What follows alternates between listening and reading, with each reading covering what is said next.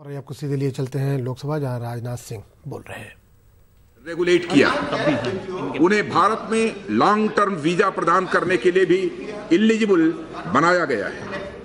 इन परिवर्तनों के बावजूद अध्यक्ष महोदया, यह सारे अल्पसंख्यक लोग इंडियन सिटीजनशिप के लिए आवेदन भी नहीं कर सकते, क्योंकि उन्हें सिटीजनशिप लॉ के अंतर्गत इलीगल माइग्रेंट माना जाता है। आज इस संशोधन विधेयक के कानून बन जाने के बाद ऐसे माइग्रेंट सिटीजनशिप प्राप्त करने के लिए अप्लाई कर सकेंगे और उनके आवेदन पर जो निर्धारित प्रोसेस है उसके अनुसार आवश्यक जांच पड़ताल के बाद राज्य सरकार की रिकमेंडेशन पर सेंट्रल गवर्नमेंट नागरिकता प्रदान करने का भी निर्णय कर लेगी।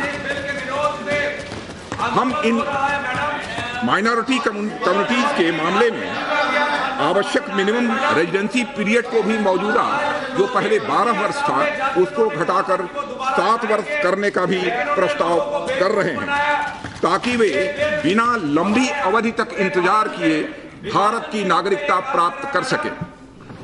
अध्यक्ष महोदया, मैं यह भी अवगत कराना चाहता हूं कि सिटीजनशिप अमेंडमेंट एक्ट के बारे में एक गलत जानकारियां और एक गलतफहमी सारे देश भर में पैदा करने की कोशिश की जा रही है, जिसके कारण असम और देश के कुछ अन्य भागों में लोगों के मन में तरह तरह की आशंकाएं भी पैदा हो रही हैं।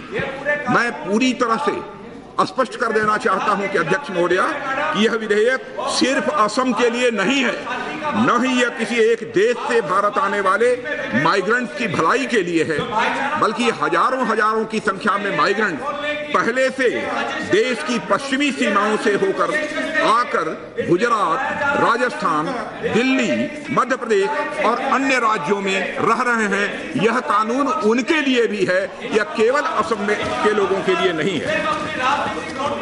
अध्यक्ष महोदया, मैं यह भी स्पष्ट करना चाहता हूं कि यह विधेयक देश के सभी स्टेट्स और यूटीज पर भी लागू होगा। यह किसी एक राज्य या क्षेत्र के लिए नहीं है। इसके पीछे तरफ से बोला जाएगा ना, तब इसके पीछे सोच यह है, बोलेंगे ना, आपकी तरफ से बोलेंगे ना, ऐसा नहीं है। अध्यक्ष महोदया, इसके पीछे सोच यह है कि उत्पीड़न के शिकार बोलने वाली ऐसे माइग्रेंट का नाम है बोलने में, उत्पीड़न के शिकार ऐसे माइग्रेंट देश में कहीं भी हैं, वहां भारतीय नागरिकता के लिए वह अप्लाई कर सकें और उसके बाद किसी भी भारतीय नागरिक की तरह देश के किसी भी राज्य में वह रह सकेंगे। उनकी जिम्मेदारी पूरे देश की है, न कि किसी एक राज्य की। जिम्मेदारी केवल असम की नहीं होगी। असम का बर्डन, मैं दोहराना चाहता हूं विशेष बल देकर इस वाक्य पर अध्यक्ष महोदया, कि असम का बर्डन यह पूरे देश का बर्डन है, केवल असम का बर्डन नहीं है। इसके लिए जो भी आवश्यक होगा वह कदम केंद्र सरकार उठाएगी।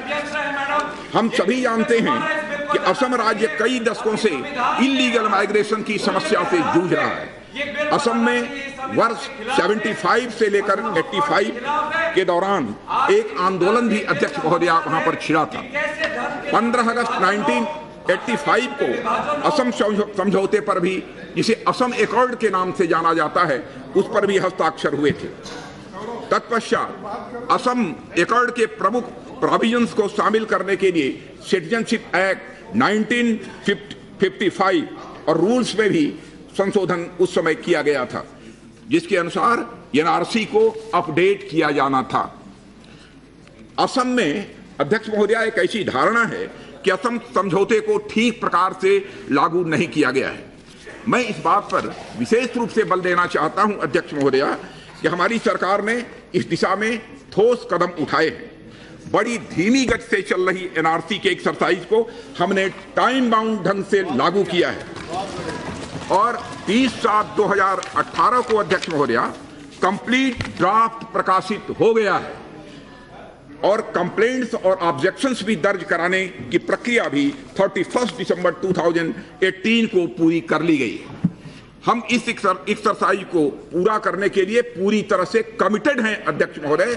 मैं इस सदन को आश्वस्त करना चाहता हूं।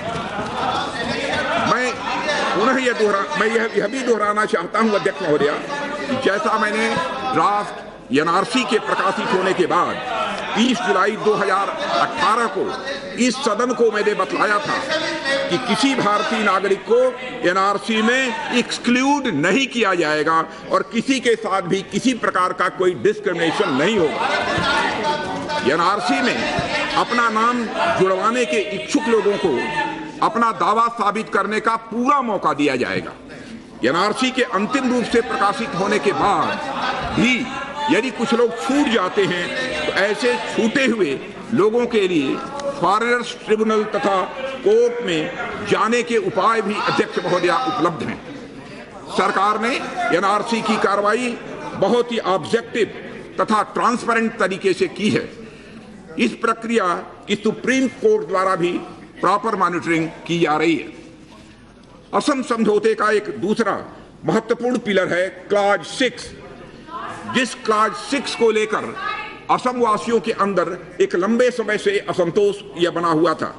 इस संबंध में कहना चाहता हूं अध्यक्ष महोदय कि असम समझौते का जो यह बहुत ही एक इंपॉर्टेंट पिलर क्लॉज 6 है, तो क्लॉज 6 में यह उल्लेख किया गया है कि असम के लोगों की कल्चरल, सोशल, लिंग्विस्टिक आइडेंटिटी को प्रिजर्व एवं प्रमोट करने के लिए उचित कॉन्स्टिट्यूशनल, लीगल और एडमिनिस्ट्रेटिव सेफ गार्ड्स भी लिए जाएंगे। परंतु पिछले 35 वर्षों में ऐसा कुछ खास नहीं किया गया। हमारी सरकार असमीज पीपुल की cultural, social and linguistic identity एवं हेरिटेज को प्रोटेक्ट, प्रिजर्व और प्रमोट करने के लिए पूरी तरह से अध्यक्ष महोदय कमिटेड है। इसी उद्देश्य से कैबिनेट ने 2 जनवरी को कॉन्स्टिट्यूशनल, लीगल एवं एडमिनिस्ट्रेटिव सेफगार्ड सजेस्ट करने के लिए एक हाई लेवल कमेटी का भी अप्रूवल दिया है। एमएचए ने 5 जनवरी को कमेटी के गठन की नोटिफिकेशन भी कर दी है। इस कमेटी को एक ब्रॉड मैंडेट भी दिया गया है।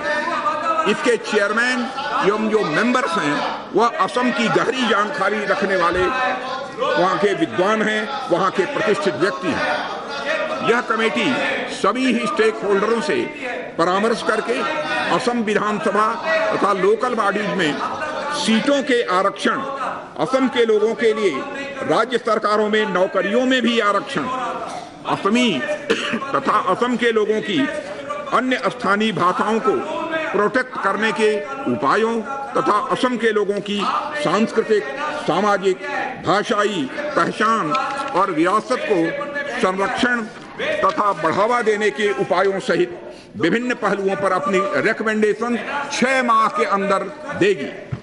मैं आपको आश्वस्त करना चाहता हूं कि एमएचए और राज्य सरकार इस समिति को जो भी आवश्यक होगा हर प्रकार की सहायता प्रदान करेगी। अध्यक्ष महोदय, असम की 6 कम्युनिटी कोच राजवंशी, सूटिया, मोरन, मोटक, टाई अहोम तथा टी ट्राइब्स को ट्राइबल स्टेटस देने की मांग लंबे समय से की जाती रही है। असम की सरकार वर्ष 1980 से इसके लिए बराबर अपनी रिकमेंडेशन सेंट्रल गवर्नमेंट को भेज रही है। गृह मंत्रालय ने इस संबंध में 29 फरवरी 2016 को एक कमेटी का गठन किया था और मैं यह सूचित करना चाहता हूं कि इस समिति ने 29/12/2018 को अपनी रिकमेंडेशन दे दी है। मिनिस्ट्री ऑफ ट्राइबल अफेयर्स ने इस बारे में रजिस्ट्रार जनरल एवं शेड्यूल ट्राइब कमीशन की रिकमेंडेशंस भी प्राप्त कर ली हैं। हमारी सरकार ने इन रिकमेंडेशंस को स्वीकार कर लिया है और शीघ्र ही मिनिस्ट्री ऑफ ट्राइबल अफेयर्स इसके लिए संविधान संशोधन के लिए बिल मरकजी काबीना ने शहरी तरमीमी बिल को मंजूरी दे दी है। उधर इस बिल पर जेपीसी के हतमी रिपोर्ट पर कांग्रेस, तृणमूल कांग्रेस, सीपीएम और एसपी ने नाराजगी का इजहार किया। वहीं बिल को लेकर यूडीएफ ने भी अपना एहतजाज दर्ज करवाया है।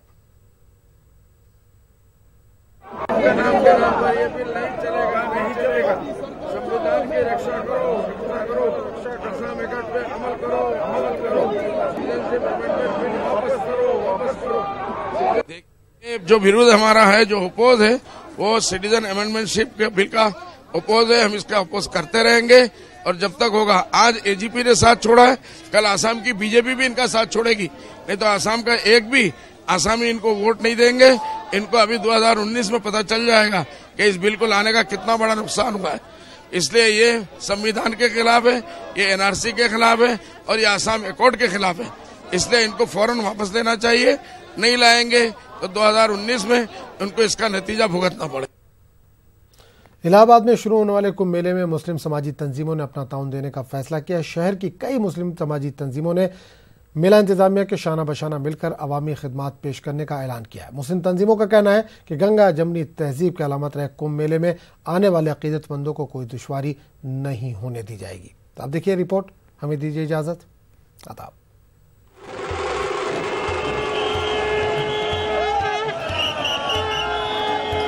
इलाहाबाद में कुंभ मेले की शुरुआत 15 जनवरी से होने जा रही है। 1 माह तक चलने वाले इस मेले में शामिल होने के लिए साधु संतों के अखाड़ों ने संगम पहुंचना शुरू कर दिया है। साधु संतों की पेशवाई जुलूस में मुस्लिम तंजीमें भी शामिल हो रही हैं। मुस्लिम तंजीमों का कहना है कि वो कुंभ में आए यात्रियों को अपनी खिदमत पेश करेंगी। हमारी संस्था पिछले कई वर्षों से माघ मेले सहयोग करती है कि जो यात्री आते हैं, तीर्थ यात्री गंगा स्नान के लिए, तो हमारा कर्तव्य है कि हमारे मेहमान पहले हैं अतिथि और उसके बाद फिर कोई और हैं। और हम लोग कोई धर्म भेदभाव मानते नहीं, क्योंकि हमारा जो इलाहाबाद शहर हैगा ये गंगा जब तहजीब हैगा और यहाँ पे संगम होता है। जो यात्री कुंभ में आ रहे हैं स्नान करने के लिए, तो उनके लिए हमने मुस्लिम समुदाय की तरफ से मैं खुद स्वयं चाय वितरण समारोह कर रहा हूँ। और जब तक ये जिस दिन तिथियों में नहान होगा, स्नान होगा, उन तिथियों में निःशुल्क चाय वितरण करूँगा। और साफ़ सफाई के लिए हम लोग खुद जुटे रहते हैं। कहीं भी गंदगी होती है हम लोग खुद अपने हाथों से उठा कर उसको फेंकते हैं और गंगा की स्वच्छता के लिए भी हम लोग निरंतर कार्य करते रहते हैं। मुस्लिम तंजीमों का ये भी कहना है कि कुंभ में आने वाले अकीदतमंदों की हर मुमकिन मदद की जाएगी। समाजी कारकुनान का कहना है कि इलाहाबाद पूरी दुनिया में गंगा जमनी तहजीब की अलामत के तौर पर जाना जाता है, पहचाना जाता है। लिहाजा कुंभ के दौरान इसकी इस शिनाख्त को कायम रखा जाएगा। पहले ये देखिए, ये संगम नगरी है, इलाहाबाद है और यहाँ पे महाकुंभ हो रहा है। दूर दूर से विदेशों से लोग आएंगे। तो हम लोगों ने ये सोचा है और ये हम लोग काम कर भी रहे हैं कि यहाँ पे पहले तो हम लोगों ने पौधरोपण किया और चारों तरफ पेड़ पौधे लगाए, जिससे हमारा शहर और देश स्वच्छ लगे और यहाँ के लोग जब बाहर जाएं तो वो बताएं कि हाँ, हिंदुस्तान के अंदर एक उत्तर प्रदेश है और उसमें संगम नगरी इलाहाबाद है और यहाँ पे इतना विकास हो रहा है और बहुत सुंदर हो रहा है।